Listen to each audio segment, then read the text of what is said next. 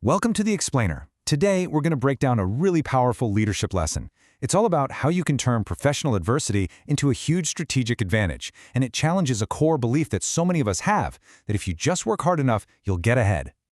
You know, this quote really hits the nail on the head. So many of us think that if we just work hard and stay in our comfort zone, success is guaranteed. But real growth and real courage, that comes from getting through the tough stuff. And that is exactly what our story is about today. But what happens when that core belief that hard work is enough is proven wrong? Well, that's when you fall into what we call the competence trap. It's this mistaken and frankly dangerous idea that just doing quiet, diligent, heads-down work will automatically get you noticed and rewarded. Okay, so this slide really breaks it down for us. Over on the left, you've got quiet competence. This is the engine of the team, right? The reliable, technically strong person. This is where a ton of really high-performing people live. But on the right, that's strategic visibility, and that's where the real influence is built. Right. So the problem with this belief is that it makes a massive assumption, especially when you're talking about big, complex, multinational companies. It assumes your good work will just speak for itself. But let's be real. In the real world, it often doesn't. All right, so let's get into the story and see how this plays out. We're following a professional named Shiela, and her story kicks off right in the thick of the 2008 economic crisis, all the way in Bermuda. So you've got Shiela, right? She's amazing at her job, a technically brilliant fund accountant.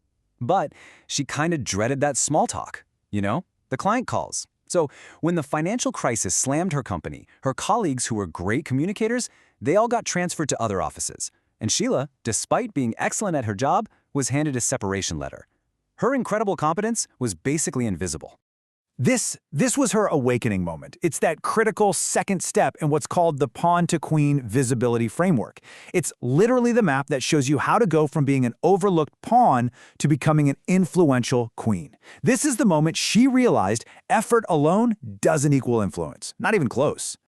Okay, so let's be really clear about what quiet competence means.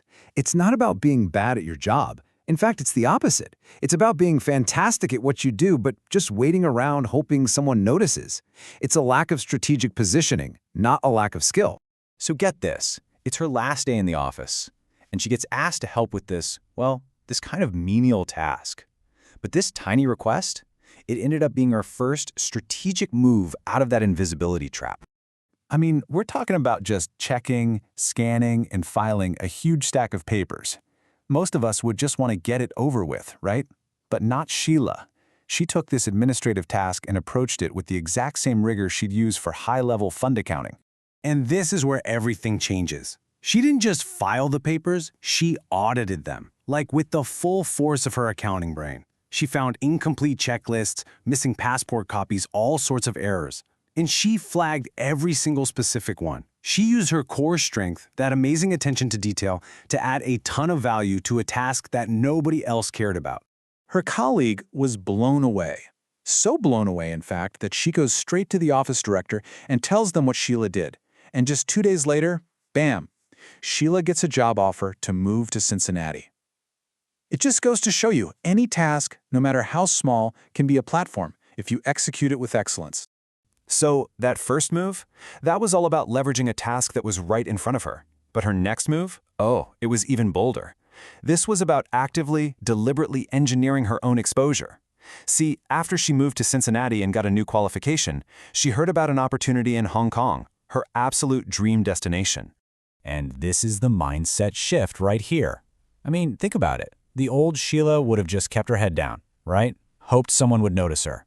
But the new Shiela, the one who'd had that awakening, she decided, nope, I'm going to make my own opportunity.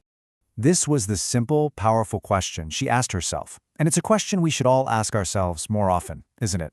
What do I really have to lose? It just cuts right through all the fear and self-doubt. So with that question in her mind, she walked right into his office and flat out told him she wanted to work for him in Hong Kong. And you know what? That boldness, that clarity, it totally stuck with him. Now, there wasn't a role for her right then and there, but she was on his radar. A big, bright blip on his radar. A year goes by, an opportunity pops up, and guess who he remembers? She didn't just get lucky, she engineered her own exposure. All right, so after hearing Shiela's incredible story, what can we take away from this? how do we apply these lessons to our own careers and start moving from being the pawn to the queen on our own chessboard? Okay, let's boil this all down. First, and this one is huge, humility is a great quality, for sure, but invisibility, that's a liability. Your job isn't just to do the work, it's to make the value of that work visible. And from there, you can leverage every single task and engineer your own exposure, just like Shiela did. So I'm going to leave you with this question, and I really want you to think about it. Look at your last project, your last big meeting.